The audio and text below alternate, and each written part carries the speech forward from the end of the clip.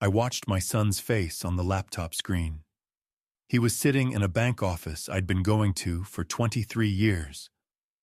The timestamp in the corner read 11 days ago.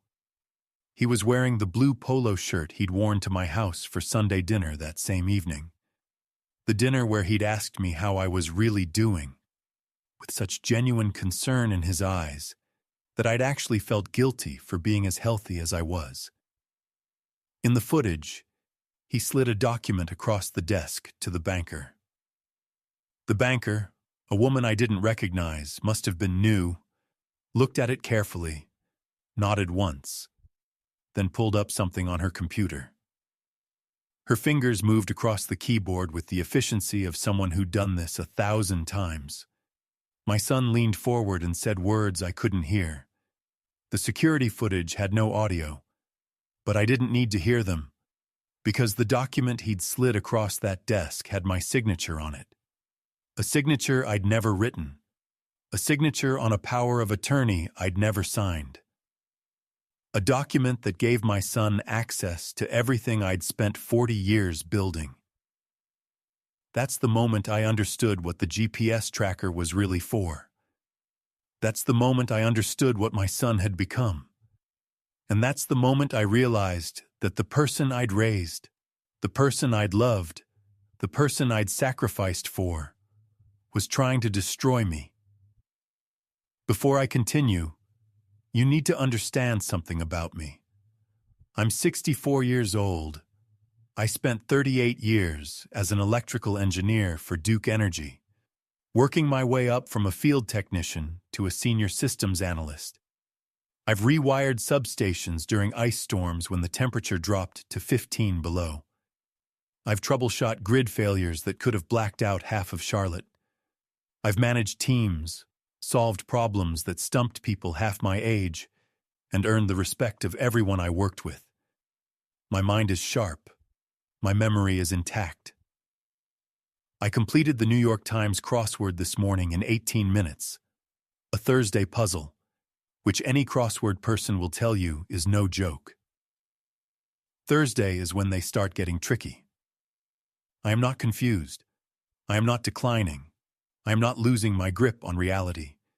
But someone wanted the world to think I was, and that someone was my own flesh and blood.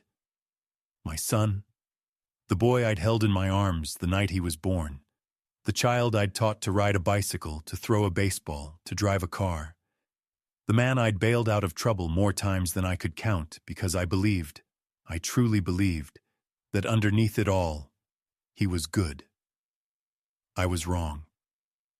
Let me take you back 12 days to the morning this nightmare began, to a mechanic named Hector Vega, a creeper cart, and a small black box that was never supposed to be found. I'd brought my truck in for an oil change. Simple, routine, nothing special. I've been going to Hector's shop, Vega Auto on South Boulevard, for 9 years now. Found him when my regular mechanic retired and moved to Florida, and I've never looked back. Hector is honest. He's thorough. And most importantly, he doesn't try to sell you an air filter every time you walk through the door. You know the type. Mechanics who find 100 problems every time you come in for a simple service. Hector isn't like that. If something's wrong, he tells you. If something's fine, he says so. In 9 years, he's never steered me wrong. I was sitting in the small waiting area at the front of the shop, working through some paperwork for one of my rental properties. A lease renewal for the Nguyens, good tenants who'd been in Unit B of my Commonwealth duplex for 2 years. The waiting area wasn't much. 4 plastic chairs, a coffee machine that produced something that vaguely resembled coffee, and a stack of car magazines from 2019. But I didn't mind. I'd learned to bring my own work. I was halfway through the lease agreement when Hector came out from the service bay. He wasn't holding an oil filter. He wasn't holding a list of recommended services. He was holding something that looked like a deck of playing cards wrapped in black plastic. There was a small antenna on one end, maybe 2 inches long, and a magnetic plate on the other. The whole thing was dusty, covered in road grime, clearly something that had been exposed to the elements. "Mr. Rick," he said. His voice was strange, careful. "You need to see this." I set down my paperwork. "What is it?" "Found it under your frame rail. Passenger side tucked up behind the fuel tank where nobody would think to look." He turned the device over in his hands, examining it like he still couldn't quite believe it was real. "This is a GPS tracker. High-end one, too. Real-time tracking capability. Probably got a SIM card in it for cellular data transmission." I stared at the device in his hands. My first thought was some kind of mistake. Maybe a previous owner had installed it, but I'd bought the truck new in 2019, straight from the dealership. Maybe something from the factory. But why would a manufacturer still be tracking a vehicle 5 years later? That made no sense. "You sure it's not factory installed?" I asked. "Some kind of anti-theft system?" Hector shook his head firmly. "No, sir. I know what factory GPS modules look like. They're integrated into the electrical system, wired into the main harness. This," he held up the device. "This is aftermarket, completely self-contained, battery-powered with what looks like a solar trickle charger to keep it running. Someone put this here intentionally, Mr. Rick. Someone who wanted to know exactly where you're going every single day." The waiting room suddenly felt smaller. The fluorescent lights seemed harsher.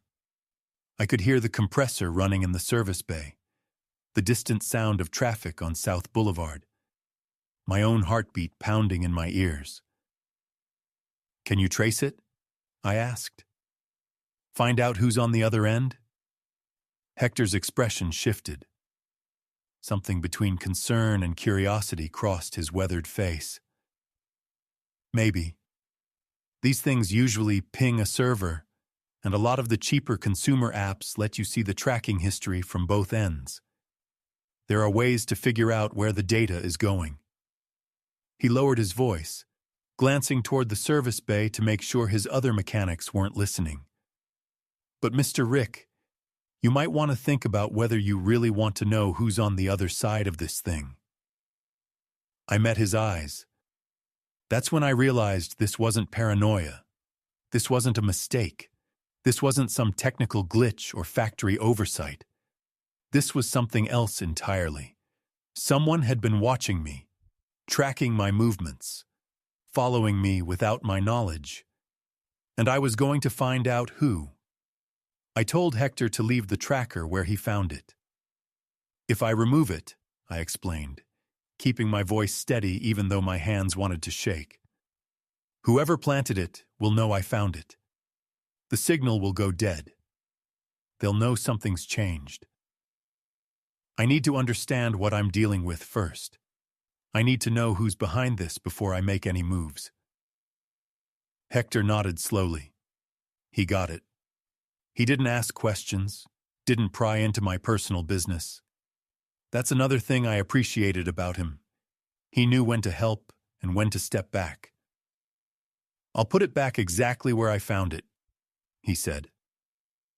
"Finish your oil change like nothing happened. But Mr. Rick," he paused, weighing his words, "be careful. Someone who goes to this much trouble to watch you, they're not playing games." That night, I couldn't sleep. I lay in the bed I'd shared with my wife Eleanor for 31 years. She passed 4 years ago from pancreatic cancer. And I stared at the ceiling, running through the list of people who might want to know my movements. The list was short. I'm not a wealthy man by most standards. I'm not a celebrity. I'm not involved in anything controversial. I don't have enemies, at least none that I know of. I'm just a retired electrical engineer living in a 3-bedroom ranch house in South Charlotte, trying to enjoy my golden years. But I'm comfortable. More than comfortable, really. I have my pension from Duke Energy. 38 years of service adds up. I have the house paid off since 2018, no mortgage, no debt, nothing hanging over my head. And I have 4 rental properties I've accumulated over the years, bought cheap when the market was down, and fixed up myself during evenings and weekends. 2 duplexes and 2 single-family homes, all cash flowing, all in my name. Total value, if I sold everything today, probably around $1.8 million. I also have a brokerage account Eleanor and I built together over the decades. Nothing flashy. Index funds mostly. The boring stuff that financial advisors always recommend. Around $400,000 last I checked. And then there's the life insurance payout from Eleanor. That money went into a separate account I've barely touched. $375,000 still sitting there, earning modest interest. So yes, if someone wanted what I had, there was something worth wanting. But who would go to these lengths? I have 2 children. Derek, my son, is 38 years old. He's been a real estate agent here in Charlotte for 12 years now. Started right after college, got his license, worked his way up. He's married to Megan, has been for 12 years. They have 2 kids, my grandchildren, Emma and Lucas, ages 10 and 7 respectively. My daughter Christine is 41. She lives in Portland, Oregon, has for 15 years now. She's a nurse practitioner at a hospital there, married to a man named Darren who teaches high school history. They have 1 daughter, my granddaughter Olive, who just turned 5. Christine and I talk every Sunday morning. She calls it 8 her time, 11 mine, without fail. She's steady, responsible, the kind of person who shows up when she says she will. She's never once asked me for money. Not when she was in nursing school, not when she bought her first house. Not ever. Derek and I talk more often. He stops by for Sunday dinner almost every week. Has for years. He's charming, outgoing, the kind of guy who can sell you a house and make you feel like you got a deal even when you didn't. He's got that salesman personality, always working an angle, always looking for the next opportunity. But lately, something had been off. Little things. Questions about my health that felt a bit too probing, a bit too specific. Comments about how the market's great right now if I ever wanted to simplify my rental property situation. Mentions of estate planning, living trusts, powers of attorney, subjects that had never come up before. And 2 weeks ago, an odd request. He'd asked me for a copy of my house key. "Just in case something happens, Dad," he'd said, leaning against my kitchen counter with that easy smile of his. "What if you fall and can't get to your phone? What if there's an emergency and nobody can get inside to help you? It's just practical." I'd given him the key. I'd thought I was being practical. Now, lying awake in the dark, listening to the house settle around me, I wondered if I'd handed him something else entirely. Let me tell you who I am. Really. Not just the surface details, but the substance. The things that made me who I am today. I grew up in a mill town in South Carolina, a place called Rock Hill, about 30 miles south of Charlotte. My father was a machinist at a textile plant. My mother was a church secretary at First Baptist. We didn't have much money, but we had enough. Food on the table, clothes on our backs, a roof over our heads. I learned early that if you wanted something in life, you worked for it. Nobody was coming to save you. Nobody owed you a shortcut. You earned what you got, or you didn't get it at all. I was the first person in my family to go to college. Clemson University, class of 1983, electrical engineering degree. I worked 2 jobs to pay my way through. Nights at a gas station, weekends at a hardware store. I graduated with a 3.4 GPA and 0 debt because I refused to borrow money I wasn't sure I could pay back. I met Eleanor in June of 1982 at a company picnic for Duke Energy. I just started as a field technician. She was a bookkeeper for a furniture manufacturer in High Point and had come as someone's date. A guy from accounting who, as it turned out, she wasn't all that interested in. She had this way of looking at you when you talked. Really looking at you. Like whatever you were saying was the most important thing she'd heard all day. She made me feel seen in a way nobody else ever had. We got married in September of 1983. Small ceremony, her parents' backyard, maybe 40 people total. We couldn't afford a honeymoon, so we spent a long weekend at a bed and breakfast in Asheville. It was perfect. Christine came in January of 1984. A surprise, honestly, sooner than we'd planned. Derek came in March of 1986. We raised them in a 3-bedroom ranch house in a decent school district. We drove used cars and changed our own oil. We took vacations to the beach once a year. The same rental cottage in Myrtle Beach every August. A little place with wood-paneled walls and a view of the ocean if you stood on your tiptoes on the balcony. Eleanor clipped coupons. I worked overtime whenever it was available. We didn't buy things we couldn't afford. We didn't live beyond our means. When the kids were teenagers, I started buying property on the side. Nothing fancy, just distressed houses I could pick up cheap at foreclosure auctions, places I could fix up on evenings and weekends with my own 2 hands. Eleanor handled the books, tracked expenses, screened tenants. We built something together, piece by piece. By the time Derek and Christine left for college, we had 2 rental properties. By the time they finished their degrees and started their own lives, we had 4. I retired at 62, not because I wanted to stop working, but because Eleanor's diagnosis came 3 months after my retirement party. Pancreatic cancer. Stage 4. The doctors gave her 6 months. She lasted 11 weeks. Those 11 weeks taught me things I didn't want to learn. How to change an IV bag at 3 in the morning. How to crush pills and mix them with applesauce so she could swallow them. How to tell the difference between sleeping and something worse. How to sit with someone you love and watch them disappear by inches, knowing there's nothing you can do to stop it. I miss her every single day, but I didn't collapse after she died. I didn't fall apart, didn't crawl into a bottle, didn't let the grief consume me. I kept up the properties. I stayed active. I joined a woodworking club at the community center, something Eleanor had always encouraged me to do. I started cooking real meals instead of frozen dinners, learned recipes she used to make so I could taste something that reminded me of her. I built a life after her.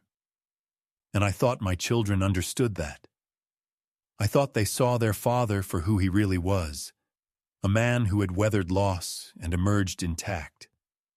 A man who was still capable, still sharp, still in control of his own life. I was wrong about one of them. The first anomaly happened about 3 months before the tracker was found. It was a Wednesday evening just after dinner. I was watching the news, some story about a hurricane forming in the Atlantic, when my phone rang. Derek's name on the screen. That was unusual. Derek usually just texts. He's part of that generation that treats phone calls like a formal summons. So when he actually calls, it tends to mean something. "Hey, Dad," he said when I answered. His voice sounded careful, measured. "How are you doing?" "Fine, just watching the news." "What's up?" Nothing. Just wanted to check in. Make sure you're feeling okay." "I feel fine. Why wouldn't I?" A pause on the other end. "I don't know, Dad. Megan mentioned you seemed a little scattered at Emma's birthday party last weekend. Said you walked into the wrong room at one point. Seemed confused." I thought back to the party. It had been at one of those trampoline places, Sky Zone or Jump Street or whatever they're called. Massive warehouse filled with interconnected trampolines, ball pits, foam squares, kids screaming and bouncing everywhere. The noise was overwhelming. The lights were too bright. And there were 3 separate birthday parties happening simultaneously in different sections of the building. At one point, I'd walked into the wrong party room by mistake. All the rooms looked identical. Same folding tables, same balloons, same shrieking children. I'd stood there for maybe 30 seconds, realized Emma wasn't in this group, and walked back out. That was it. 30 seconds of confusion in a deliberately confusing environment. I walked into the wrong room for half a minute, I said. There were kids everywhere. Everything looked the same. It could have happened to anyone. Derek laughed, but the sound was forced, too bright, too quick. Sure, you're probably right. Just checking in, that's all. Megan worries, you know how she is. I do. Anyway, see you Sunday for dinner? See you Sunday. I hung up and sat there for a long moment, the news droning on in the background. Something about that conversation bothered me. The way he'd asked if I was feeling okay, the specific mention of being scattered, the word confused. I dismissed it at the time. I shouldn't have. The second anomaly came 6 weeks later. I was at Sunday dinner at Derek's house, a nice place in Myers Park, the kind of neighborhood where people have landscaping services instead of lawnmowers and HOAs that send you a letter if your grass is half an inch too tall. Megan had made pot roast with carrots and potatoes, one of her standard dishes. The kids were at the table squabbling over who got more mashed potatoes. Everything was normal.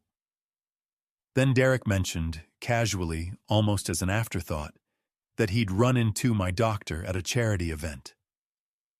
"Dr. Patel," he said, spearing a piece of carrot with his fork. "Nice guy. We got to talking." I set down my utensils. Something cold settled in my stomach. "You talked to my doctor?" "Just small talk, Dad. No big deal. He was at the Rotary Club dinner. You know I've been going to those for networking. He mentioned he's seen you a few times lately." I stared at my son. I had been to Dr. Patel exactly twice in the past year. Once for a flu shot in October. Once for a routine physical in January. Both times I'd gotten clean bills of health. Blood pressure normal. Cholesterol under control. No issues, no concerns, no red flags. "That's not small talk," I said carefully. "That's my private medical information."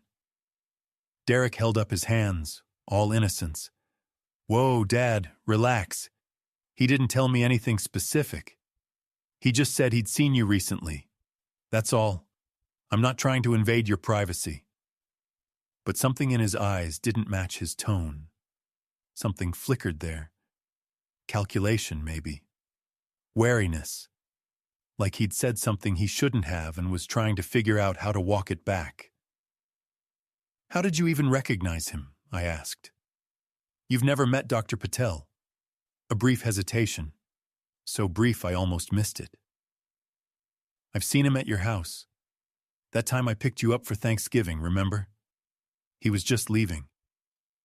That never happened. Dr. Patel has never been to my house. He works out of a medical office building on Randolph Road, 15 minutes away. But I didn't push it. I let it go. I shouldn't have. After Hector found the tracker, I didn't confront anyone. I didn't call Derek and demand to know what was going on. I didn't accuse anyone of anything. Instead, I watched. I paid attention to things I'd been dismissing, patterns I'd been ignoring because I didn't want to see them. The way Derek always parked in my driveway instead of on the street, even though there was plenty of curb space. Was he checking my mileage? Looking for something in my garage? The way Megan had started texting me little check-in messages every few days. Just making sure you're doing okay. Hope you're having a good day. Something she'd never done before in 12 years of being my daughter-in-law. The way Derek had offered, 3 times in the past month, to help me organize my paperwork. Said he knew a great system. Said it would make everything easier in case something ever happened. And then there was the envelope.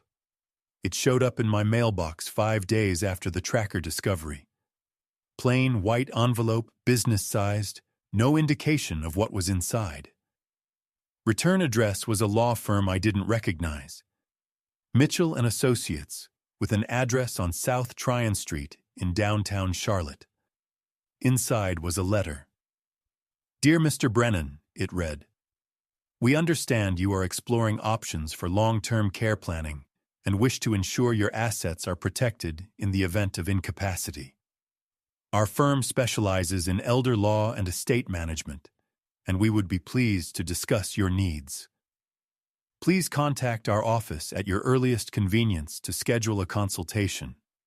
Sincerely, James Mitchell, Esco. I read the letter 3 times. I had never contacted this firm. I had never discussed incapacity with anyone. I had never asked anyone to explore long-term care planning options.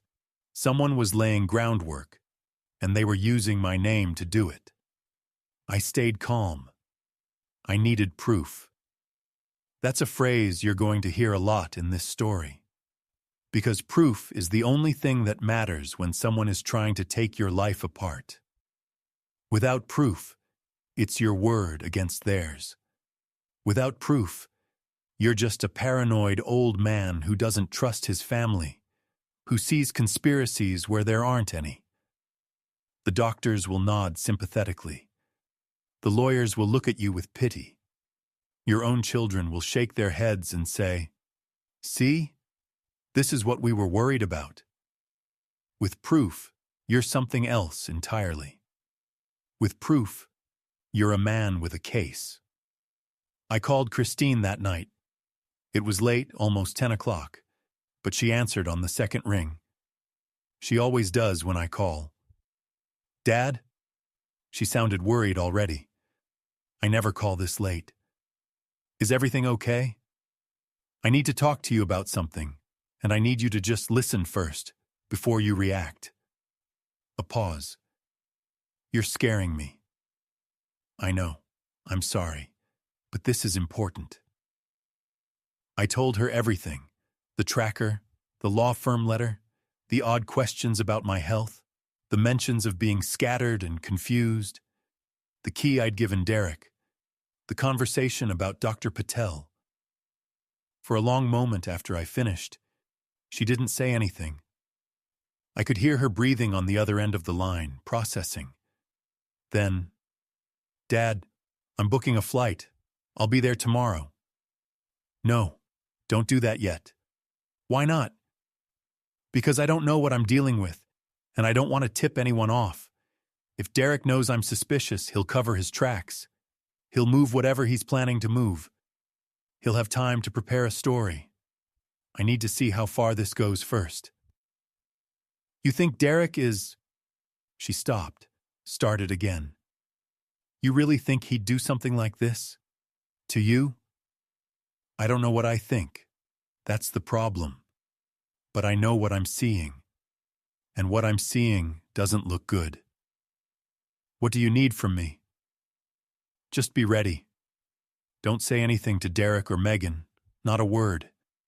If they ask about me, everything's fine, nothing's different. Can you do that?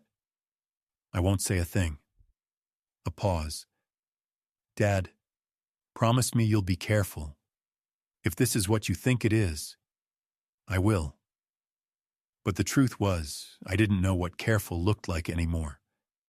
I didn't know who I could trust. I didn't know what I was walking into.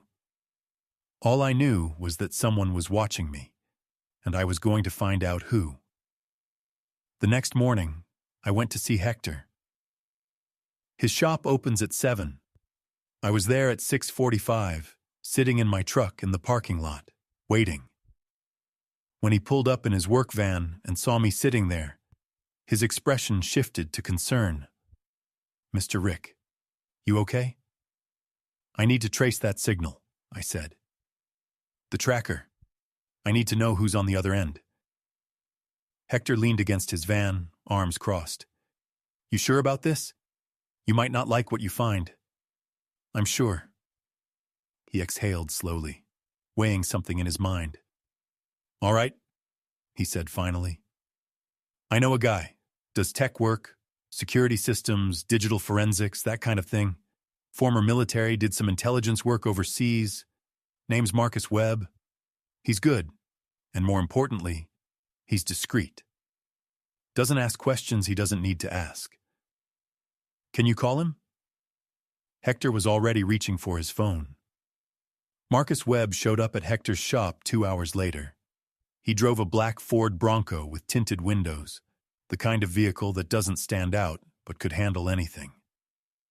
He stepped out and crossed the parking lot with an economy of movement that spoke to years of training.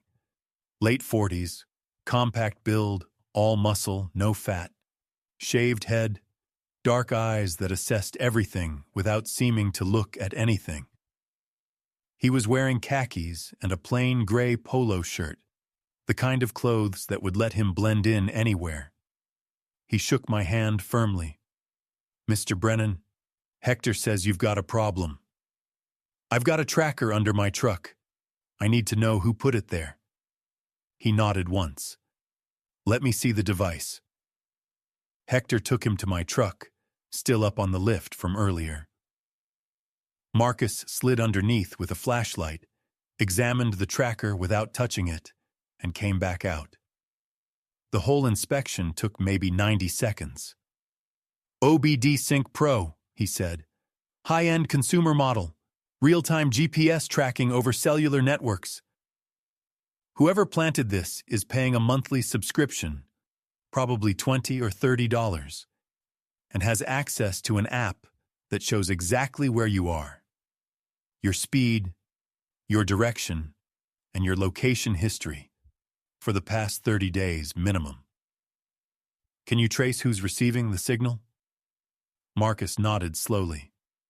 "Possibly. These devices ping a cloud server, but the app has to run on a phone or computer somewhere. If I can access the device's firmware, I can pull the account ID associated with it. From there, I might be able to narrow down which phone or computer is connected to the tracking feed." "How long?" "Give me until tonight. I'll need to do some digging." "Whatever it costs," I said. "Whatever you need." Marcus looked at me for a moment. Something like respect flickered in his eyes. "Understood." I went home and tried to act normal. I checked my mail. I watered the plants Eleanor had put on the front porch 15 years ago. I've kept them alive ever since, even when I wasn't sure what I was doing. I made lunch. I watched the news, and I thought about my son. Derek had always been the easier child. Christine was independent, stubborn, fierce from the day she was born. She didn't need my approval, and she wasn't afraid to tell me when I was wrong. She pushed back. She challenged. She made her own way.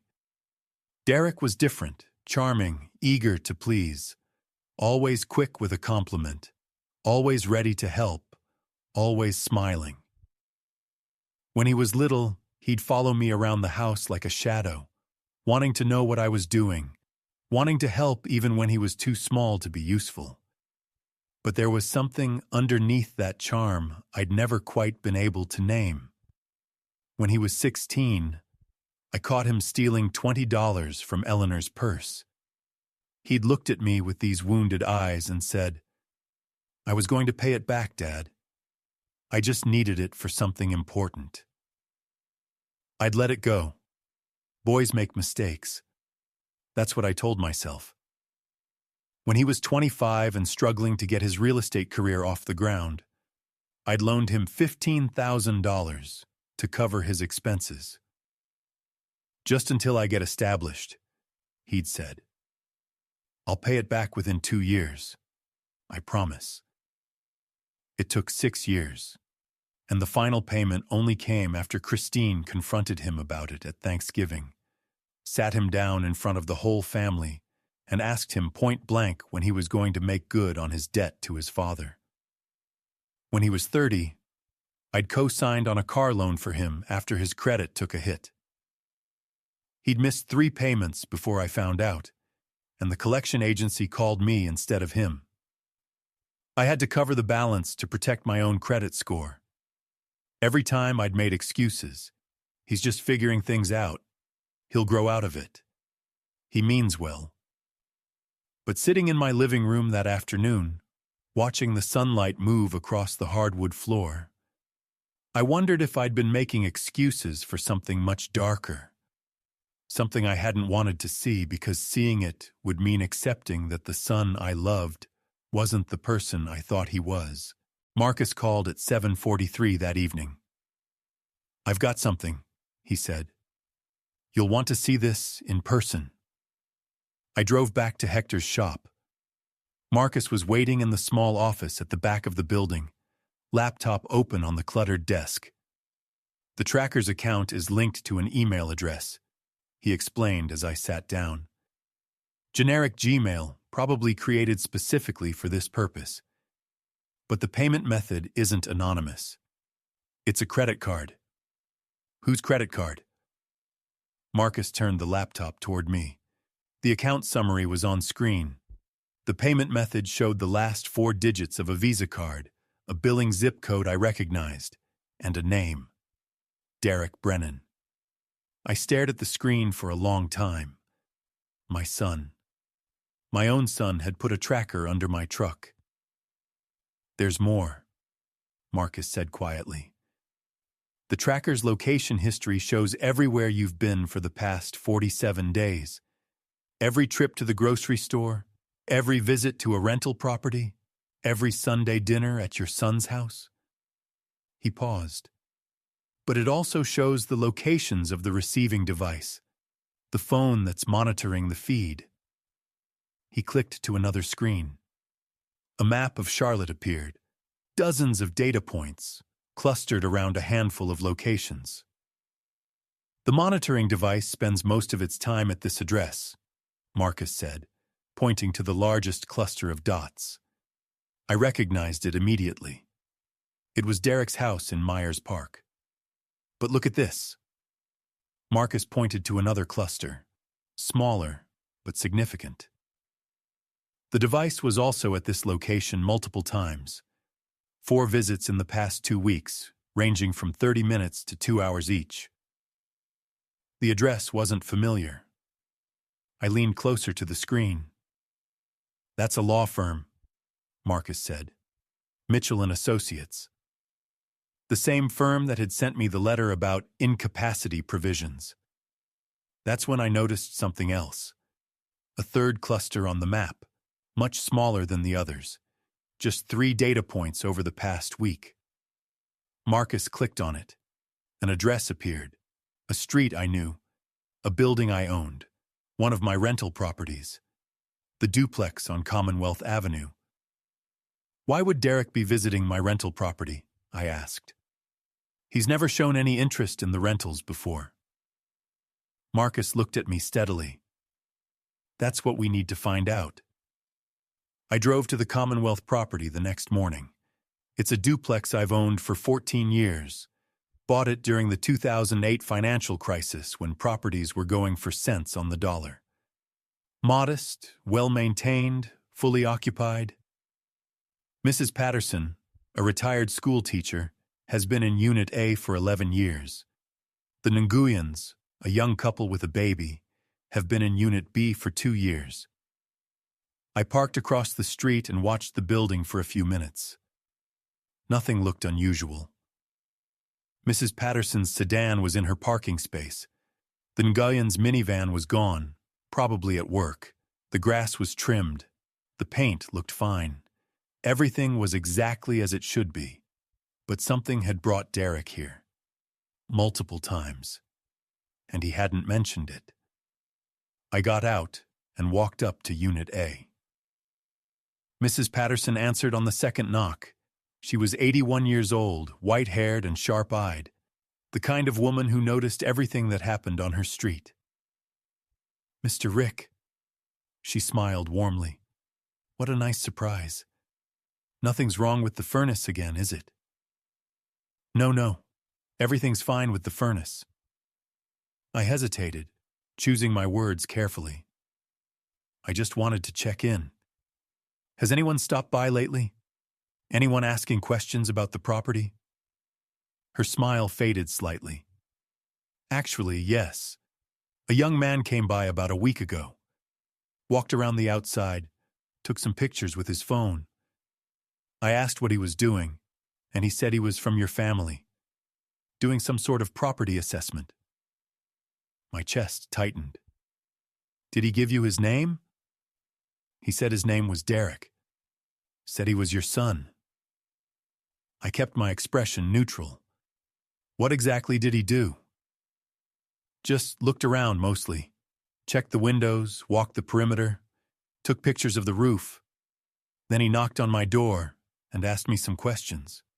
She frowned, remembering. "Questions about my lease, when it was up, whether I planned to stay, whether I'd ever considered moving to a retirement community." "What did you tell him?" "I told him I wasn't going anywhere. I've lived here for 11 years, Mr. Rick. This is my home. I hope that was the right answer."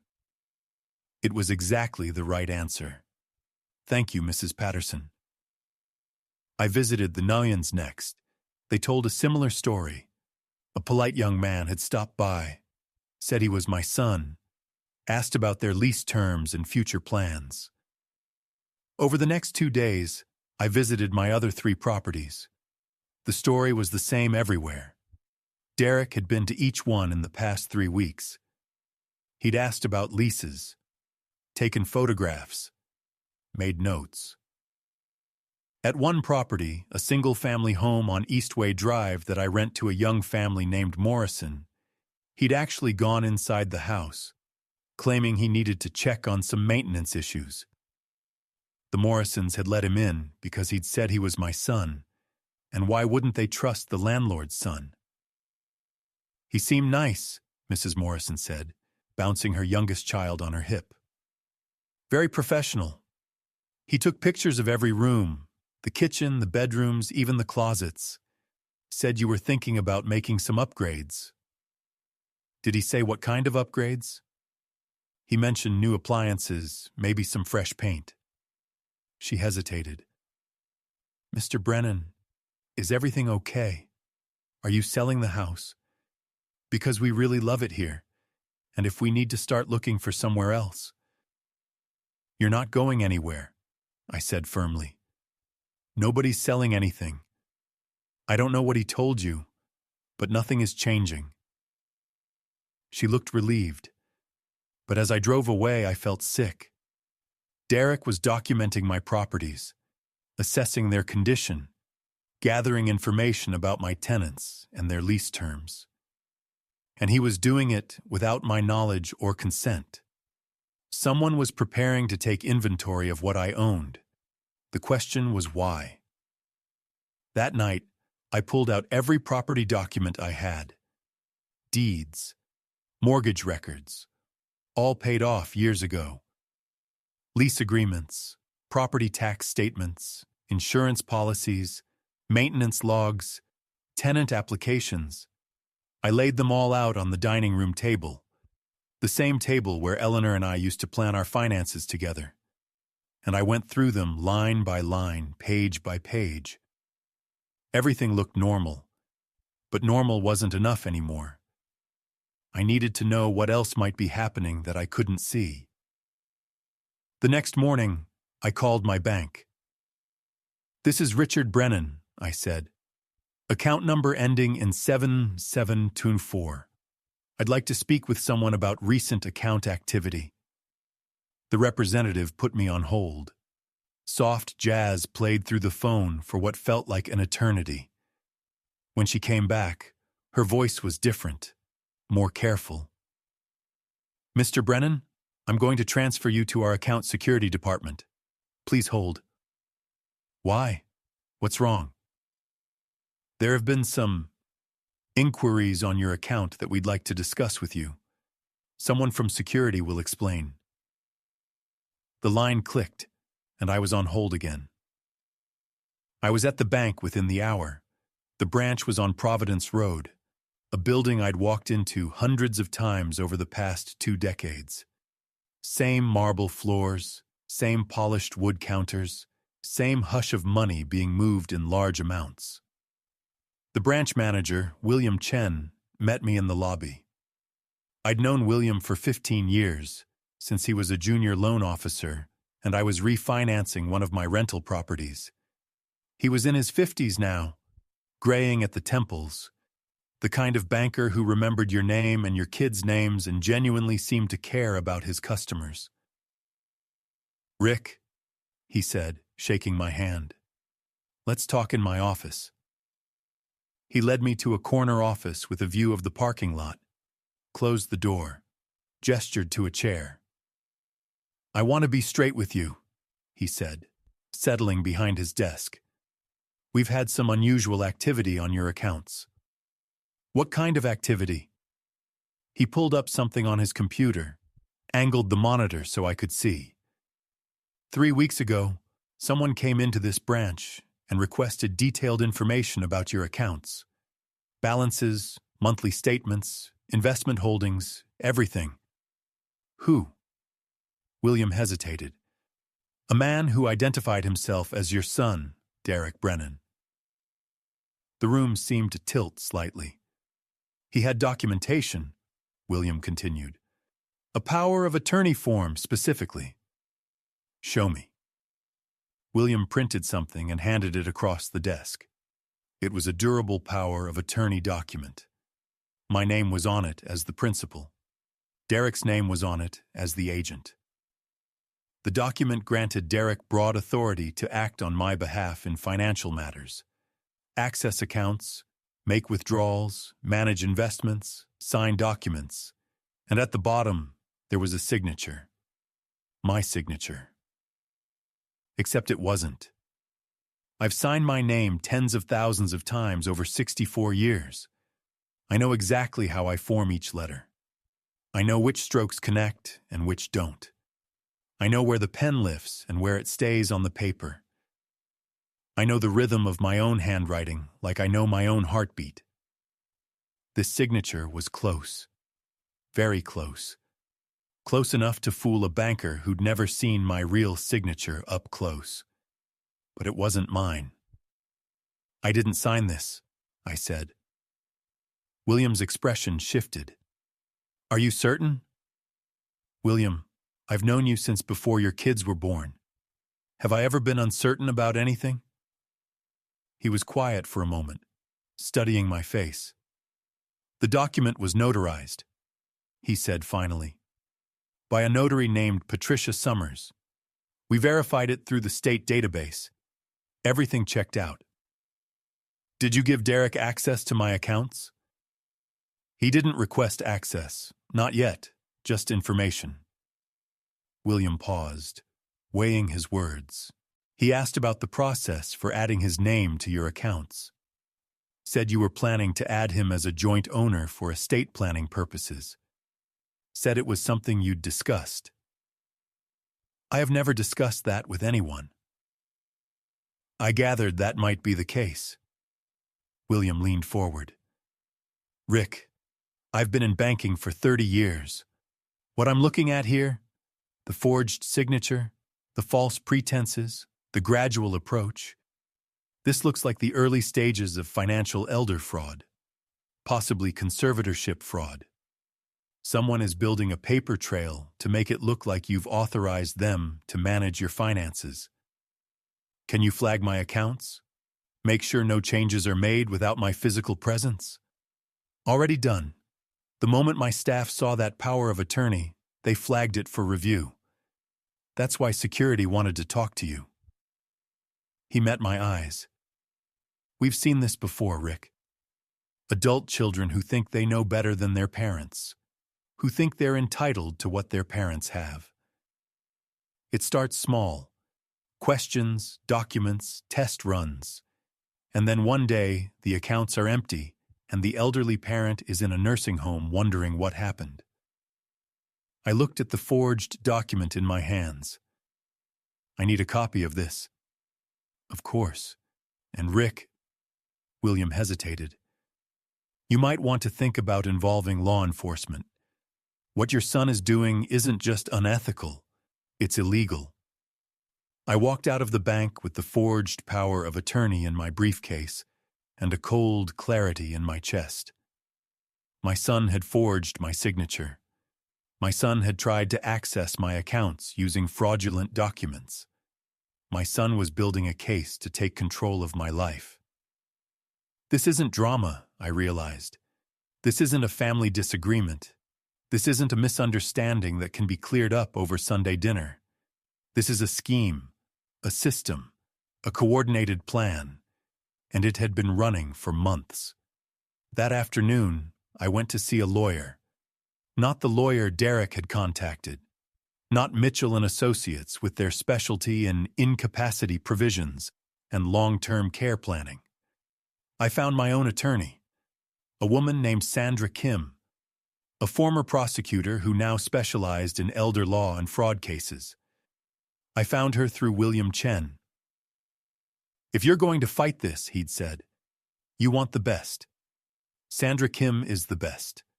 She's the kind of person you want in your corner when someone's trying to bury you. Her office was in a converted Victorian house in the Dilworth neighborhood, a quiet street lined with oak trees and historic homes. The building had been renovated, but still had original hardwood floors and crown molding. The kind of place that said serious lawyer without screaming expensive lawyer.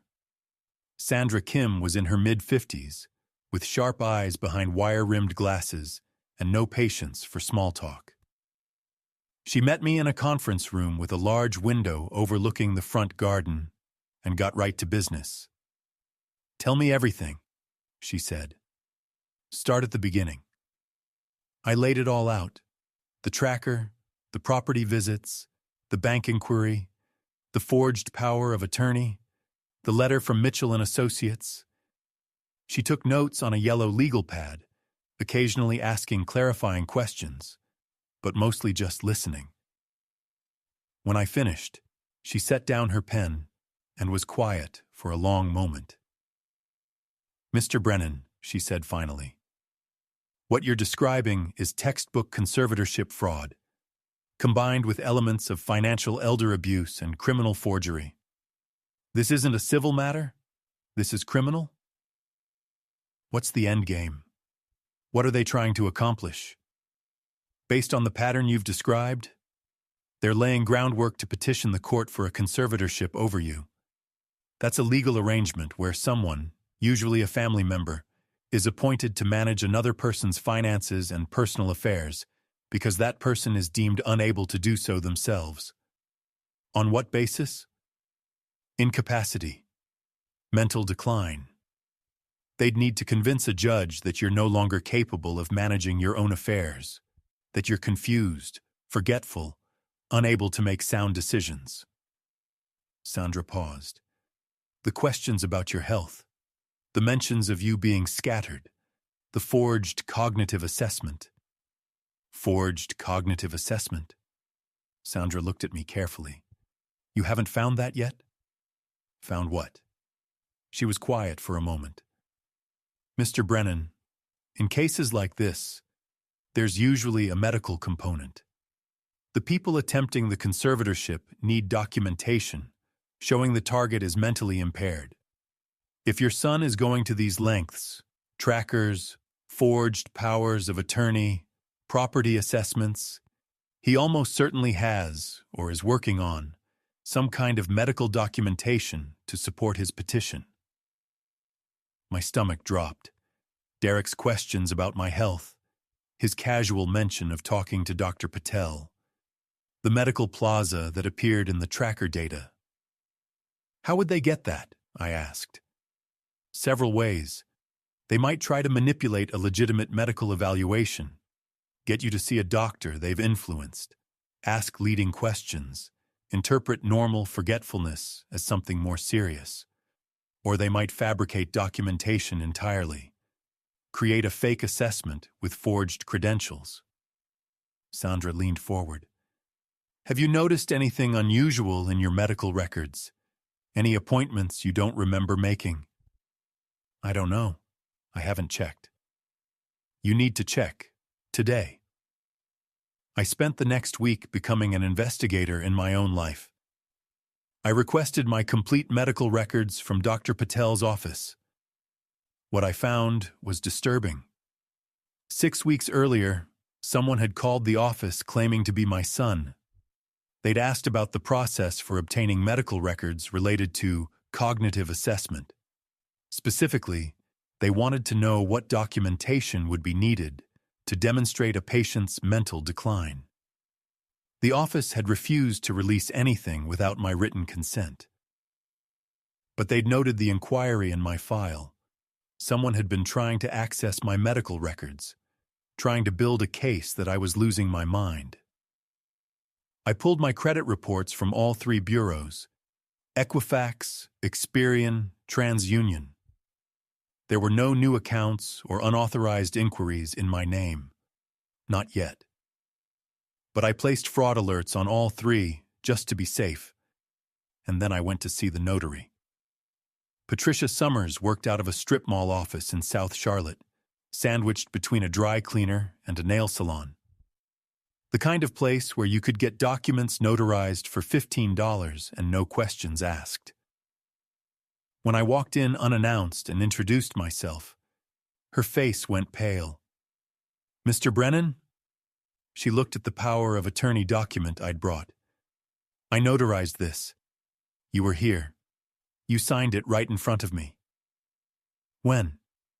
She checked her records, fingers trembling slightly on the keyboard. June 14th, 2:15 p.m. On June 14th, I had been in Asheville, North Carolina. I'd attended a woodworking conference at the Grove Park Inn. I had hotel receipts, conference registration, photos from the event, and dozens of witnesses who could confirm I'd been there all day. I was not here on June 14th, I said. Someone impersonated me. Patricia Summers's face drained of all color. But he had your ID, driver's license, everything. He looked like... She stopped. Oh my God. What did he look like? The man who claimed to be me? Older gentleman, gray hair, about your height and build. She swallowed hard. He seemed a little confused, actually. Kept looking at the younger man, your son, as if asking what to do next. Your son helped him with the paperwork, told him where to sign. I thought you just needed some assistance because of your age. Someone had brought a stand-in. Someone who looked enough like me to pass a cursory inspection. Someone who could be directed and prompted by Derek to sign the documents. They'd hired an actor, or found a homeless man, or bribed someone to play the role of Richard Brennan for 15 minutes in a strip mall notary office. This is fraud, I said. You were an unknowing participant, but this document was obtained through impersonation.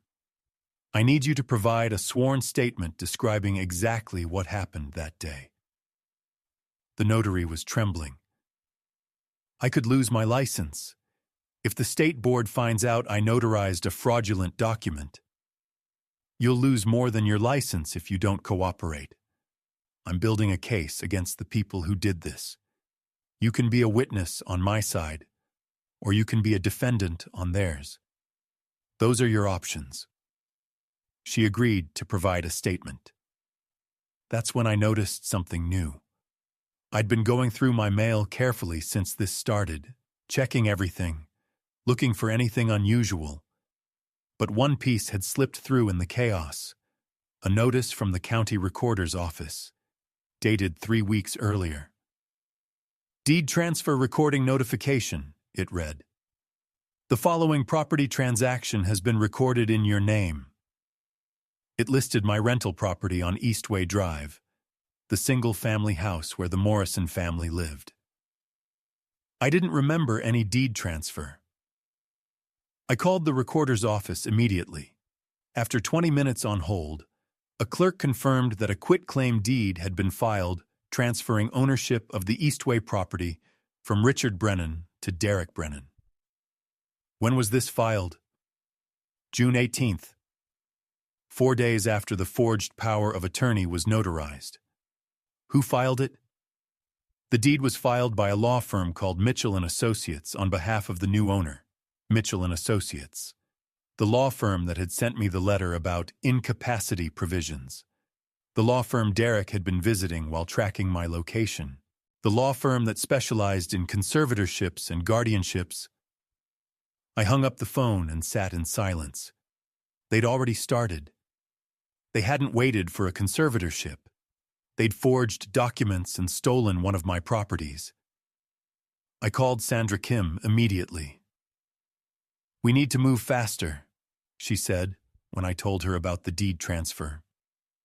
If they've successfully transferred one property, they may be planning to transfer others, or they might try to liquidate the transferred property before you can stop them. Can they sell my property? If the deed is in Derek's name, technically yes. He'd appear to be the legal owner. She paused. But we can file an emergency injunction to freeze any transactions while we contest the validity of the transfer.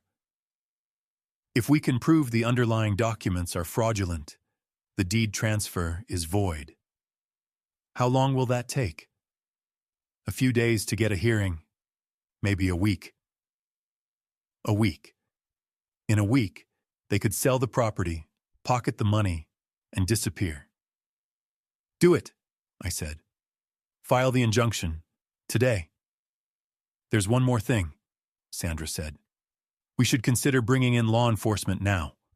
What your son is doing constitutes multiple felonies: forgery, fraud, theft by deception, elder abuse. The police and the district attorney need to be involved." I hesitated. "Not yet." "Why not?" "Because I don't know how deep this goes. I don't know if it's just Derek, or if Megan is involved, or if there are others. I don't know the full scope of what they've done." I took a breath.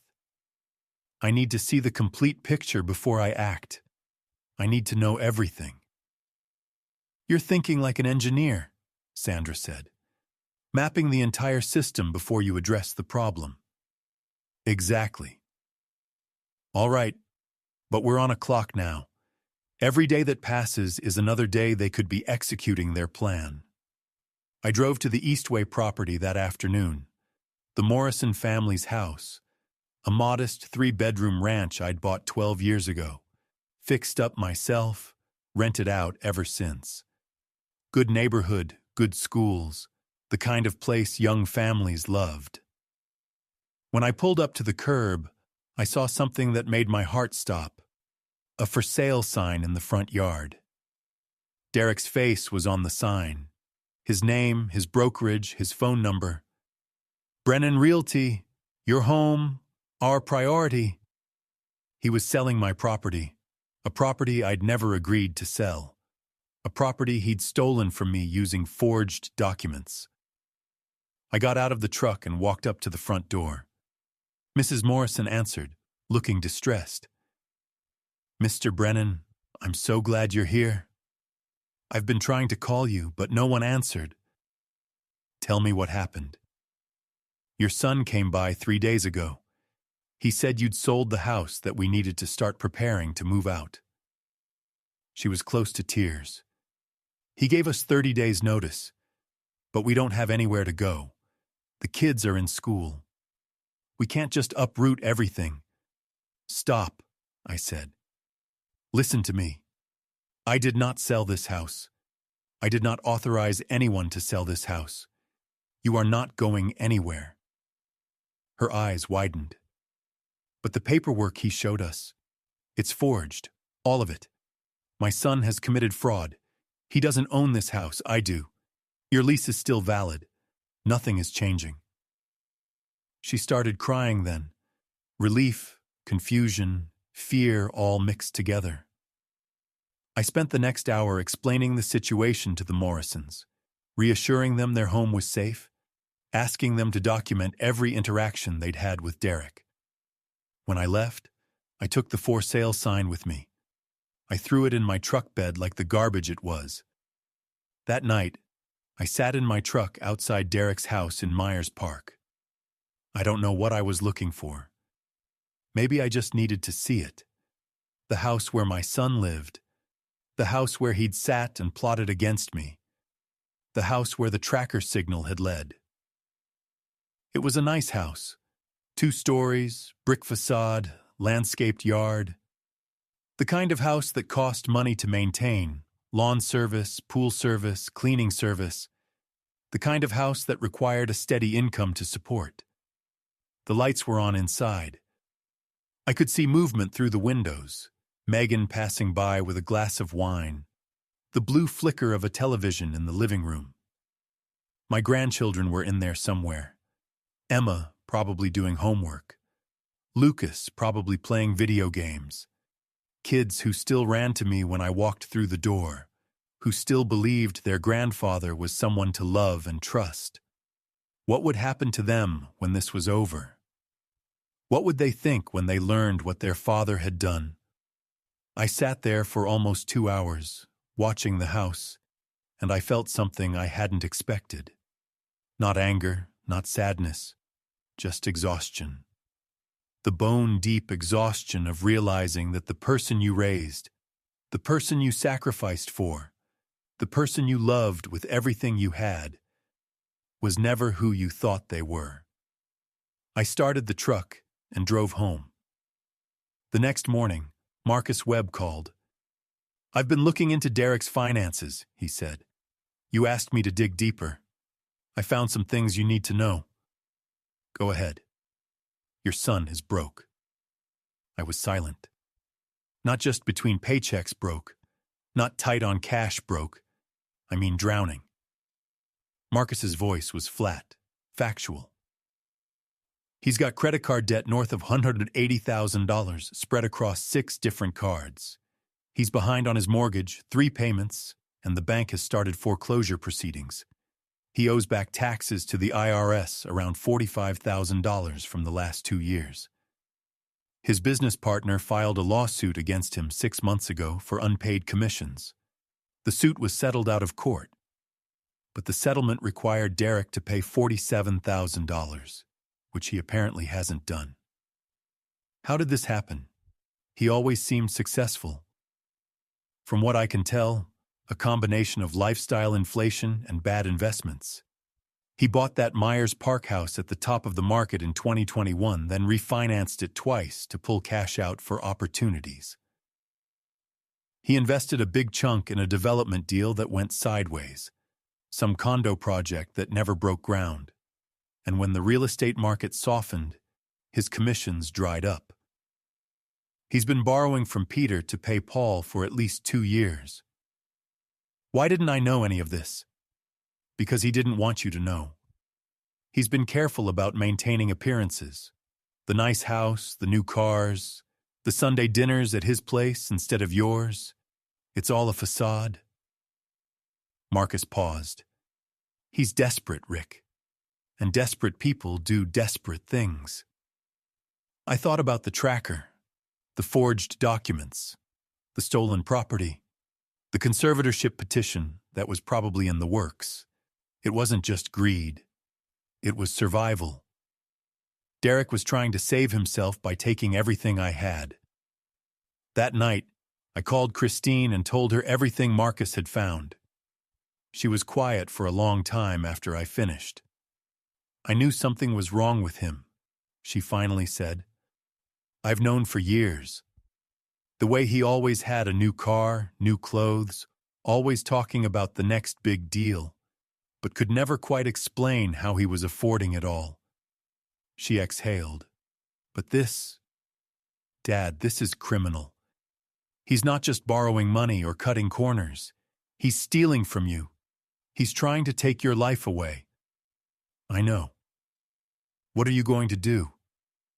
I'm going to stop him, but I need to do it right. I need to make sure he can't talk his way out of it, can't spin this into some misunderstanding, can't make me look like the confused old man who doesn't understand his own finances. I took a breath. I'm going to get proof of everything. Documented, witnessed, legally admissible proof. And then I'm going to let him walk into a trap he can't escape. Christine was quiet for a moment. You've been planning this. I've had a lot of time to think. What do you need from me? Be ready to fly out when I call, and start documenting everything you know about Derek's finances and behavior. Anything you've noticed over the years, any red flags, any conversations that seemed off. We're building a record. I'll start tonight. Over the following week, I gathered evidence like my life depended on it. Because it did. I obtained certified copies of the forged quitclaim deed and had a forensic document examiner, a woman named Dr. Helena Morrison, who'd testified in dozens of fraud cases, analyze the signature. Her written conclusion: the signature on the deed is not consistent with the known signatures of Richard Brennan. Analysis of pen pressure, stroke pattern, letter formation, and baseline consistency indicates this signature was produced by a different individual. I got a sworn statement from Patricia Summers, the notary, describing how someone impersonating me had appeared at her office with Derek. I collected affidavits from all 4 of my rental properties, tenants describing Derek's unauthorized visits, his questions about their leases, his false claims about property sales. I obtained the GPS tracker data from Marcus Webb, including documentation showing the device was registered to an account in Derek's name and paid for with his credit card. I gathered bank records showing Derek's financial inquiries using the forged power of attorney. I compiled Derek's debt records, the credit card balances, the foreclosure notices, the IRS liens, the lawsuit settlements. I created a comprehensive timeline, starting from the first suspicious question about my health and ending with the discovery of the fraudulent property transfer. The timeline ran to 4 pages, single-spaced. And through it all, I kept acting normal. Sunday dinners at Derek's house, friendly texts with Megan, phone calls with my grandchildren, the whole charade of a family that was already dead. I just hadn't buried it yet. When I finished compiling everything, I brought it to Sandra Kim. She spread the documents across her conference table and studied them for almost an hour without speaking. "This is thorough," she said finally. "This is extremely thorough." "Is it enough?" "For what?" "To prove what he's doing. To stop him. To make sure he can never do anything like this again." Sandra looked at me carefully. "It's enough for civil action. We can contest the property transfer, void the fraudulent power of attorney, seek damages for the harm he's caused." She paused. "It's probably enough for criminal prosecution as well. Forgery, fraud, theft by deception, financial elder abuse. If the DA decides to pursue it, your son could be looking at significant prison time." "I don't know if I want him in prison." "Then what do you want?" I thought about it. Really thought. What did I want? I wanted my property back. That was obvious. I wanted him stopped. That was essential. But I also wanted something else. Something harder to articulate. I wanted him to know that he hadn't fooled me. That he hadn't gotten away with it. That the person he thought he was manipulating, the confused old man he'd written about in his plans, that person had seen through him all along. I wanted him to face what he'd done. Not just legally, personally. I wanted him to look me in the eye and understand that I knew everything. "I want a confrontation," I said. I want him to sit across from me and realize that it's over." Sandra raised an eyebrow. "That's risky. He could deny everything. He could claim you're confused, that you don't understand what's happening. Not if the confrontation happens on my terms. Not if I control the setting, the timing, the witnesses." I met her eyes. "Not if I have every piece of evidence ready before he walks through the door." She studied me for a long moment. "What exactly did you have in mind?" "Before I describe the trap, there's one more thing I need to tell you about. It came from an unexpected source. The law firm of Mitchell and Associates. I hadn't confronted them directly. That would have tipped off Derek. But I'd done extensive research on the firm and its principles. What I found was disturbing. Mitchell and Associates wasn't a typical estate planning firm. They specialized in one thing: conservatorships and guardianships. Specifically, they helped families petition the court to take control of elderly relatives' affairs.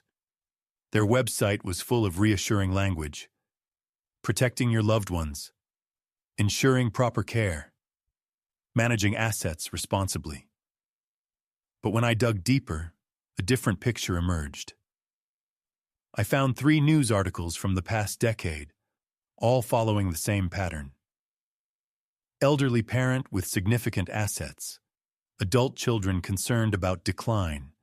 Mitchell and Associates files conservatorship petition. Court grants guardianship. A few years later, the elderly parent dies in a nursing home, and family members start asking questions about where all the money went. In at least 2 cases, lawsuits were filed alleging financial exploitation. Both were settled out of court. The terms were confidential. Mitchell and Associates wasn't just Derek's legal advisor. They were specialists in exactly the kind of scheme he was running. But here's what made it worse. Marcus, digging through some less secure corners of the internet, managed to access some draft documents that had been carelessly backed up to a cloud server. One of those documents was a conservatorship petition. It named me, Richard Brennan, as the proposed conservatee. It named Derek Brennan as the proposed conservator. The petition hadn't been filed yet. It was dated just 2 weeks earlier, still in draft form. But the grounds listed in the petition made my blood run cold. It claimed I had been exhibiting signs of cognitive decline, including confusion, disorientation, and an inability to manage my financial affairs. It cited the incident at Emma's birthday party, where I'd walked into the wrong room. It claimed I had been making erratic decisions regarding my rental properties, including failing to maintain them properly and making inconsistent statements to my tenants. And it included a letter I had never seen before, allegedly from Dr. Nathan Patel, expressing serious concern about my mental status and recommending comprehensive evaluation for possible dementia. The letter was a complete fabrication. I confirmed that with Dr. Patel directly. "Mr. Brennan, I absolutely never wrote this," he said, his face pale as he examined the document I'd brought. "This is forgery. I have never had any concerns about your cognitive function. Your mental status is excellent. Whoever created this, they're committing fraud.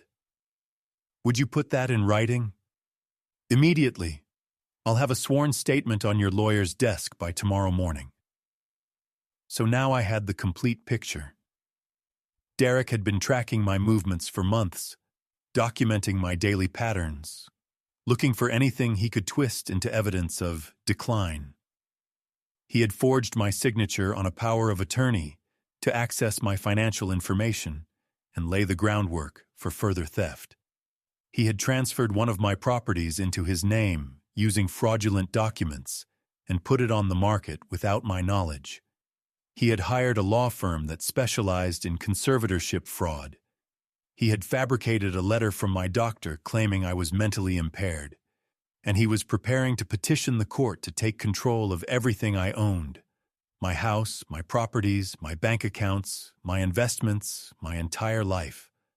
All because he was broke, desperate, and saw me as nothing more than a resource to be harvested. They thought I was finished. I wasn't. Here's what I did. First, I had Sandra file the emergency injunction freezing the Eastway property. The hearing was scheduled for the following Tuesday. But I didn't want Derek to find out about it beforehand. That would give him time to prepare a defense, come up with a cover story, maybe try to move other assets around. So Sandra filed the injunction under seal, with a request that Derek not be served until the day of the hearing itself. The judge agreed. Second, I contacted Mitchell and Associates directly, not to confront them. To make an appointment, I called their office, gave my name as Richard Brennan, and said I'd received their letter about estate planning and wanted to discuss my options. The receptionist was delighted to schedule a consultation with James Mitchell himself. "Tomorrow at 2:00, she said. "We look forward to meeting you." I hung up and smiled. The next afternoon, I walked into the offices of Mitchell and Associates, but I wasn't alone. Sandra Kim met me outside the building, briefcase in hand. Marcus Webb was parked in a car across the street, monitoring a live audio feed from a small recording device in my jacket pocket. Everything would be documented. The office was exactly what I'd expected. Expensive furniture, tasteful art, the kind of environment designed to make vulnerable people feel they were in good hands. James Mitchell was waiting in a conference room. Mid-50s, silver hair, tailored suit. The kind of confident smile that comes from years of extracting money from people who didn't know they were being exploited. He stood when we entered, hand extended. "Mr. Brennan, a pleasure to finally—" He stopped when he saw Sandra. His smile flickered. "I'm sorry. I wasn't expecting you to bring counsel. This is my attorney, Sandra Kim." Mitchell's smile dimmed considerably. "I see. Well, please sit down." We sat. "I understand you received our letter about estate planning options," Mitchell began, trying to regain control of the room. "Your son has expressed some concerns about—" "Let me stop you there," I said. "I didn't come here to discuss estate planning. I came here to inform you that I'm aware of what you've been doing with my son." Mitchell's face went carefully blank. "I'm not sure what you mean." "I mean the forged power of attorney, the fraudulent deed transfer, the fabricated medical letters, the draft conservatorship petition sitting on your server." Now the smile was completely gone. "I mean the scheme you and Derek have been running to steal my assets and have me declared mentally incompetent so you can take control of my entire life." Mitchell glanced at Sandra, then back at me. His expression had shifted from confident to calculating. "Mr. Brennan, I think there's been some kind of misunderstanding. Your son came to us with genuine concerns about your well-being. My son came to you because he's drowning in debt and saw me as a solution to his problems. And you were happy to help him commit multiple felonies because the fees were good." Sandra opened her briefcase and began placing documents on the conference table. "These are the forged documents," she said. "The power of attorney with a signature that forensic analysis confirms is not my client's. The quitclaim deed executed using that fraudulent power of attorney. The fake letter supposedly from Dr. Patel, who has provided a sworn statement that he never wrote it." Mitchell looked at the documents, but didn't touch them. "We also have documentation of the GPS tracker your client placed on my father's vehicle," Sandra continued. "Statements from multiple tenants about unauthorized property inspections, bank records showing fraudulent account inquiries, and a draft conservatorship petition full of fabricated evidence." She slid a folder across the table. We're filing a complaint with the state bar regarding your involvement in this scheme. We're also referring the matter to the district attorney's office for criminal investigation. Mitchell's face had gone gray. What do you want? He asked quietly. For starters, the draft conservatorship petition destroyed. Every document in your files related to my father's case turned over to us immediately. A complete accounting of your firm's involvement in this matter, including all communications with Derek Brennan. Sandra leaned forward. And your full cooperation with law enforcement when they come calling. Mitchell was silent for a long moment. Then he picked up the phone on the conference table. Patricia, cancel my afternoon appointments. He hung up and looked at me. His voice was carefully neutral. You understand, Mr. Brennan, that I was acting on information provided by your son. I had no reason to believe the documents he provided were fraudulent. You had every reason to be suspicious. A son tracking his father's movements with a hidden GPS device. A power of attorney appearing out of nowhere. A medical letter that any competent attorney would have verified. I shook my head. You didn't ask questions because you didn't want to know the answers. The fees were good, and that was all that mattered. He didn't deny it. We left Mitchell's office an hour later with a box of documents and a commitment to cooperate. But I wasn't done. I still hadn't confronted Derek directly, and I wanted that confrontation to happen in a very specific way. 3 days later, I called Derek. Hey, Dad, he answered, his voice cheerful and unsuspecting. What's up? I want you and Megan to come over for Sunday dinner. At my house this time. A brief pause. We usually went to his place. Sure, Dad. Everything okay? Everything's fine. I just want to talk about some things. Estate planning, like you've been suggesting. I could almost hear his pulse quicken through the phone. That's great, Dad. We'd love to come. What time? 6 o'clock. We'll be there. What Derek didn't know was that I'd also invited Christine. She'd flown in from Portland 2 days earlier and was staying at a hotel downtown. She'd spent those 2 days reviewing every piece of evidence I'd gathered, preparing herself for what was coming. He didn't know that Sandra Kim would be present, waiting in my office until the right moment. He didn't know that I'd had a video recording system installed in my living room and dining room, capturing everything in high definition. And he didn't know that I'd spent hours arranging every piece of evidence into a careful sequence, a progression designed to give him rope, lots of rope, before I watched him hang himself with it. Sunday evening arrived. I prepared a simple dinner, pot roast, potatoes, carrots, the kind of meal Eleanor used to make for family gatherings. I set the table for 4, even though there would eventually be more people in the room than that. The doorbell rang at exactly 6 o'clock. Derek and Megan stood on my front porch. He was wearing the blue polo shirt. I noticed that immediately, the same shirt from the bank footage. She was carrying a bottle of wine. Dad, Derek said, hugging me. Good to see you. You look great. Thank you. Come in. We settled in the living room. I offered drinks. Megan opened the wine. Everything was normal, comfortable, familiar. The last normal moments we would ever have. So, Derek said, settling into the armchair that had been his favorite since he was a teenager. You mentioned estate planning. That's actually something Megan and I have been meaning to talk to you about. Have you? Yeah, we've been doing some research. There are some really interesting options for protecting your assets, making sure everything's handled properly if anything ever happens. If I become incapacitated, you mean? His smile tightened just slightly.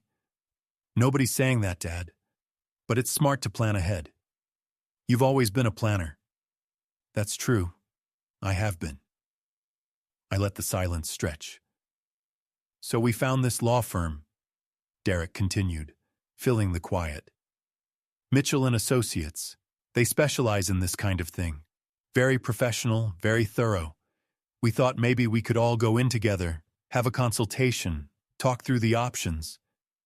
I've already met with Mitchell and Associates. Derek's face froze. What? I went in last week, had a very productive conversation with James Mitchell himself. I picked up my whiskey, took a slow sip. He was quite informative about the services you'd already retained them for. Derek and Megan exchanged a quick glance. Just a flicker, but I caught it. Dad, I don't know what he told you, but we were just trying to help. We were concerned about help. I let the word hang in the air like a verdict. Is that what you call it? Dad, tell me, Derek, did you think I was too stupid to notice what you were doing? Or did you just not care? His expression shifted. Confusion, fear, calculation, all flickering across his face in rapid succession. What you were doing? Dad, I honestly don't know what you're talking about. I'm talking about the GPS tracker you put under my truck. Silence.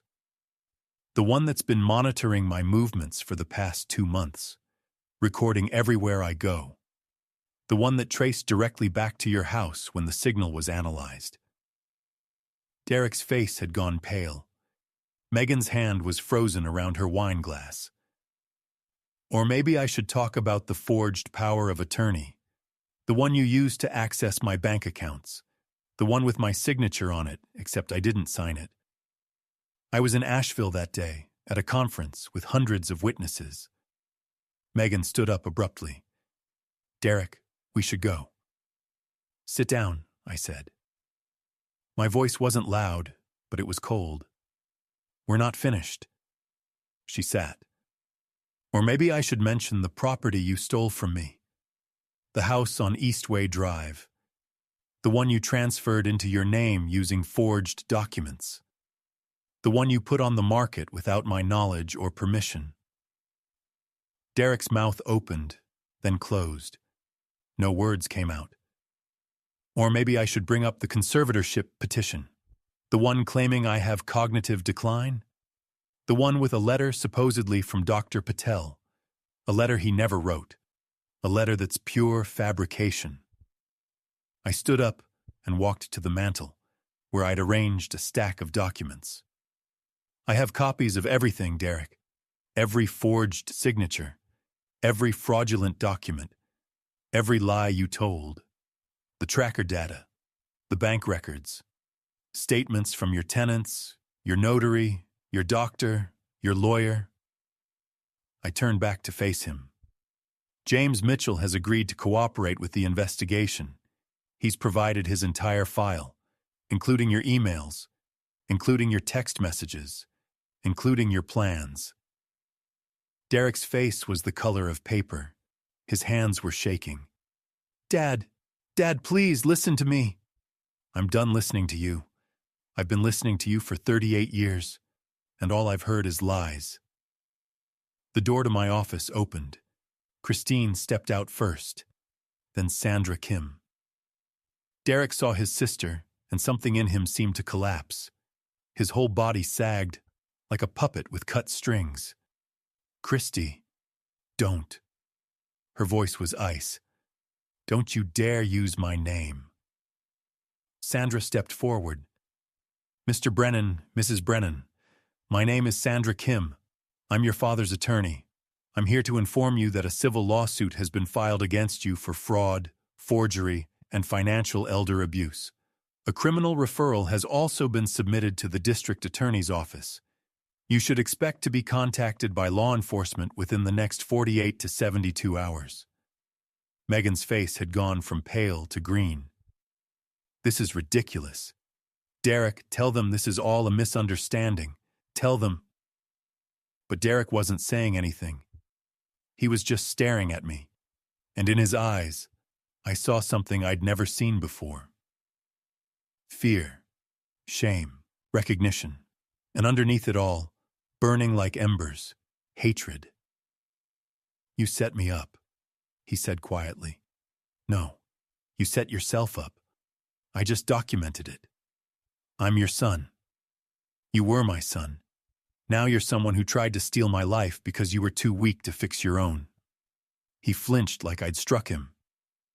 "You could have come to me," I said. My voice was steady, but something underneath it was breaking. "When you got into trouble, the debts, the bad investments, the foreclosure, you could have picked up the phone. You could have said, 'Dad, I need help.' And I would have helped you. I always helped you, every time you asked, even when you didn't deserve it." Derek's jaw tightened. "But you didn't want help. You wanted a shortcut. You wanted to take what I spent 40 years building because you thought you were entitled to it. Because you thought I was just a confused old man who wouldn't notice until it was too late. I do deserve it." The words exploded out of him. All the careful pretense finally shattered. "I'm the one who's been here. Every Sunday, every holiday, every time you needed someone, I showed up." Christine moved across the country and never looked back. "She doesn't care about you. But I'm here. I'm always here. And what do I get? Nothing." "You get nothing because you stole it," Christine said. "You don't get to play the victim when you're the one committing crimes." Derek turned on her with real venom. "Of course you'd take his side. Perfect Christine. The favorite. The one who can do no wrong. The one who didn't forge his signature and steal his property." Derek laughed, a harsh, ugly sound. "You don't understand. You don't know what it's like. The pressure, the expectations. Everyone looking at you like you're supposed to have it all figured out. Like you're supposed to be successful. Like you're supposed to—" He stopped, breathing hard. "You don't understand." "Then help me understand," I said. He looked at me. For a moment, just a moment, I thought I saw something in his eyes. Something beneath the anger and the fear. Something that might have been shame. Might have been regret. But then it was gone. "I think I should talk to my own lawyer," he said flatly. "That's probably wise?" He stood up, straightened his polo shirt, looked at Megan, who rose to join him. "I assume we're not staying for dinner," Megan said coldly. "No," I said. "You're not." They walked to the front door. Derek paused with his hand on the knob. "This isn't over," he said without turning around. "For you, it is." He opened the door and walked out. Megan followed. Neither of them looked back. The door closed, and I stood in my living room, surrounded by evidence of my son's betrayal, and I felt something I hadn't expected. Not satisfaction, not victory, just tremendous, overwhelming sadness. Christine touched my arm. "Dad, are you okay?" I looked at her. My daughter, who'd flown 3,000 miles to stand beside me, whose face was lined with worry and grief that mirrored my own. "No," I said honestly, "but I will be." The legal process unfolded over the following months. The emergency injunction was granted, freezing the Eastway property and preventing any transactions. At the hearing, Derek didn't even try to contest it. His lawyer advised him that challenging the injunction would only make things worse. The quitclaim deed was voided by the court 2 months later. The property was restored to my name. Derek was ordered to pay restitution for the real estate listing costs, the legal fees, and the emotional distress caused to my tenants. The criminal case took longer. The district attorney charged Derek with forgery, fraud, theft by deception, and financial exploitation of an elderly person. The forgery charges alone carried potential prison time of 5 to 10 years. Derek's lawyer pushed hard for a plea deal. The DA was willing to negotiate. Cases involving family members are complicated, and prosecutors know that juries sometimes sympathize with adult children who've made mistakes. In the end, Derek pleaded guilty to fraud and forgery in exchange for the other charges being dropped. He was sentenced to 3 years of probation, 500 hours of community service, and full restitution of all costs and damages. He also lost his real estate license permanently. James Mitchell quietly closed his practice 6 months later, after the state bar investigation resulted in a formal censure. Last I heard, he moved to Florida. Megan filed for divorce 8 months after the confrontation. She got the Myers Park house, or what was left of it after the mortgage was finally resolved through a short sale. She moved with Emma and Lucas to Raleigh to be closer to her parents. Derek rented an apartment in Gastonia, 30 miles west of Charlotte. He got a job managing a car dealership, entry level. Nothing like the life he'd been trying to steal from me. I wish I could tell you there was a happy ending. There wasn't. Not really. Derek never apologized. Not genuinely. At his sentencing hearing, he read a statement his lawyer had prepared. Words about regret and poor judgment and hoping to make amends. But his eyes were empty when he said them. He was going through motions, checking boxes, doing what he had to do to minimize his sentence. He didn't mean any of it. I saw him once more after the legal proceedings ended. It was at Emma's 8th grade graduation, almost 2 years after everything happened. I'd been invited by Megan, surprisingly, who'd said the kids wanted their grandfather there. Derek was across the auditorium with some woman I didn't recognize, younger than him, blonde, the kind of woman who probably didn't know about his criminal record. Our eyes met across the crowd. He looked away first. We didn't speak, didn't acknowledge each other. Just two strangers who used to be family. I think about my grandchildren often. Emma and Lucas. They're caught in the middle of something they didn't cause and can't understand. Their father tells them one version of events. Their mother tells them another. Their grandfather, me, is this distant figure they're not quite sure how to relate to anymore. I send birthday cards every year, Christmas presents, little notes letting them know I'm thinking about them. I don't know if they receive them. I don't know what Derek tells them about me. But I keep sending them anyway. Because they're my grandchildren. And whatever happened between me and their father, they're innocent. Christine flew out for a visit about 3 months after everything settled down. We sat on the back porch one evening, watching the sun set over the tree line, not saying much, just being together. "How do you feel?" she asked finally. I thought about it, really thought. "Tired," I said, "but also free. Free." For years I made excuses for Derek. I told myself he was just going through a phase, that he'd find his footing eventually, that underneath it all, he was a good person who just needed more time. I took a sip of my bourbon. I invested so much energy in believing in someone who didn't deserve it, defending him, explaining away his failures, convincing myself that if I just gave him one more chance, he'd finally become the person I wanted him to be. I looked at my daughter. Now I don't have to do that anymore. I can see him for who he really is. And that's painful, God, it's painful. But it's also honest. And honest is better than comfortable. Christine was quiet for a moment. "I'm sorry I wasn't here more," she said. "All those years, if I'd been around, maybe I would have noticed. You were living your life. That's what parents want for their children, for them to grow up and build their own lives, make their own families, find their own happiness." I reached over and squeezed her hand. "You did exactly what you were supposed to do. But maybe if I'd been around, Derek wouldn't have.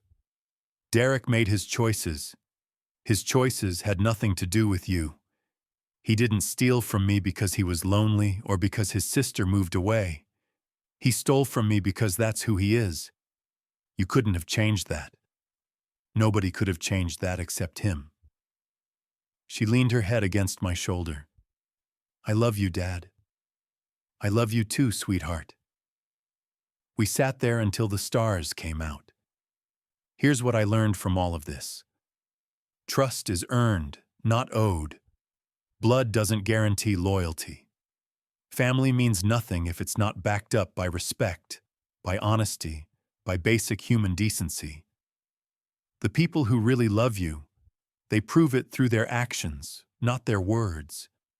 Pay attention to the small things, the odd questions, the subtle changes in behavior, the moments that feel wrong even when you can't explain why.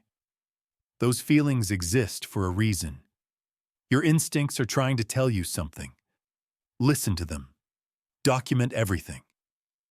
When someone is trying to take your life apart, proof is your only weapon. Without proof, you're just a story. With proof, you're a case. With proof, you're a person who can fight back. And finally, you're never too old to fight for yourself. I'm 64 years old. I watched my wife die. I buried her and rebuilt my life from the ashes. And when my own son tried to destroy me, I outmaneuvered him. I gathered evidence. I built a case. I set a trap. And I won. Age isn't weakness. It's experience. And experience is harder to fool than youth. It's been almost 3 years now since that Sunday dinner confrontation. A lot has changed. I still live in the same house. The house Eleanor and I built our life in. The house where we raised our children. The house I almost lost. I still have all 4 rental properties. The Morrisons are still on Eastway Drive. Mrs. Patterson is still in her duplex. The Nguyens had a second baby last year. I still do the crossword every morning. Thursday puzzles are still the hardest. Eleanor's plants are still on the front porch. I water them every day. And every Sunday, I have dinner. Sometimes alone, with the news playing in the background and a good book waiting on the table. Sometimes with Christine when she visits. Sometimes with old friends from the woodworking club, or neighbors who've become like family. I don't miss the Sunday dinners with Derek. I miss who I thought he was. But that person never existed. About a year after everything ended, I got a letter in the mail. No return address, my name, my address, nothing else on the envelope. Inside was a single sheet of paper, handwritten. Dad, it read. I know you'll never forgive me. I'm not asking you to. But I want you to know that I didn't start out trying to hurt you. I was drowning. I couldn't see any other way out. I kept telling myself I'd pay it all back, that no one would ever know, that it would all work out somehow. That's not an excuse, I know that. It's just the truth. I made choices I can never take back. I became someone I don't recognize. I think about that night a lot. The look on your face, the things you said, the way you looked at me like I was a stranger. I guess that's what I became, a stranger. I don't know if I'll ever be able to face you again. I don't know if I deserve to. But I wanted you to know that some part of me is still the boy who fell asleep in your lap during thunderstorms. The kid who wanted to help you fix things even when I was too small to hold the wrench. I just forgot how to be him. I'm sorry. Derek. I read that letter 3 times. Then I folded it carefully and put it in my desk drawer. I don't know if I'll ever write back, but I kept it. I'm not sure what that means. Maybe nothing. Maybe everything. The morning after I received that letter, I drove out to the cemetery where Eleanor is buried. It's a quiet place on the east side of town. Rolling hills, old oak trees, the kind of peaceful beauty that makes death feel less final somehow. I go there once a month, sometimes more. I sat on the bench beside her headstone and told her everything that had happened. The letter from Derek, the confusion I felt reading it, the anger that was still there, buried under everything else, the strange, unwelcome flicker of hope. I don't know what to do with this, I said. I don't know if I can forgive him. I don't know if I should. He didn't just try to take my money. He tried to take my life, my autonomy, my dignity. He wanted me in a nursing home so he could sell everything I own. A breeze stirred the oak leaves overhead. But he's still my son. And I keep thinking about that boy he mentioned in his letter. The kid who fell asleep in my lap, who used to follow me around the house like a shadow. I sighed. I don't know where that boy went. I don't know if he ever really existed, or if I just wanted him to so badly that I convinced myself he did. I sat there for a long time. What would you tell me to do? I asked finally. She didn't answer, of course, but somehow sitting there in the quiet, I felt like I understood what she would have said. Give yourself time. You don't have to decide anything yet. Some wounds take years to heal and some never heal at all. That's okay. You're allowed to grieve. You're allowed to be angry. You're allowed to protect yourself. But you're also allowed, someday, to consider forgiveness. Not for him. For you. I haven't responded to Derek's letter. Not yet. Maybe not ever. But I haven't thrown it away either. It sits in my desk drawer, alongside the paperwork for my properties and the legal documents from the case and the photos of Eleanor that I can't bear to file away.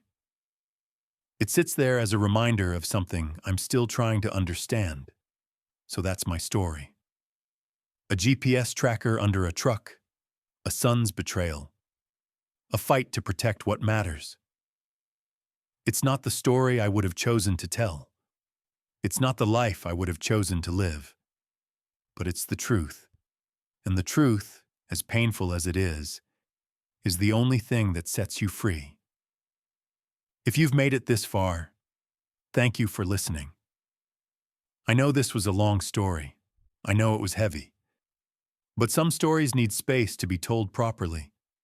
Some truths need time to unfold. If you're watching this and something sounds familiar, if someone in your life is asking strange questions, pushing you toward decisions you don't remember making, treating you like you're less capable than you are, pay attention. Trust your gut. Gather evidence. Find allies you can count on. And remember, they might think you're finished, but you're not. You're never finished until you decide you are. Like this video if it meant something to you. Subscribe if you want to hear more stories. And leave a comment, I read every single one, telling me, have you ever discovered that someone you trusted was working against you? How did you find out? What did you do? Your stories matter. Your experiences matter. You matter. And to anyone out there who's in the middle of something like this right now, who's just starting to suspect, who's gathering evidence, who's wondering if they're crazy. You're not crazy. You're not paranoid. You're not imagining things. You're seeing what's really there. And when the time comes to act, you'll be ready. Because you're stronger than they think. You're smarter than they think. And you're not going down without a fight. Take care of yourselves out there. And remember, document everything.